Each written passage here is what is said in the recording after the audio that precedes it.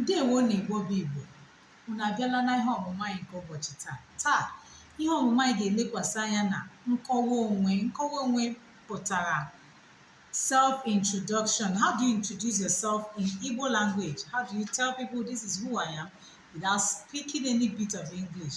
Now let's go to our board. Nkọwa, introduction. Nkọwa onwe, self-introduction.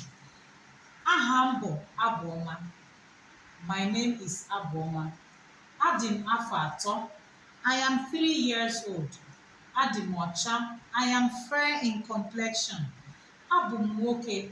I am a boy. Abụ m nwa akwụkwọ. I am a student or I am a pupil. Abụ m onye Imo State. I am from Imo State. Aha ụlọ akwụkwọ m bụ Brainy High School. The name of my school is Brainy High School. Aha enyi m bụ Kelechi. The name of my friend is Kelechi.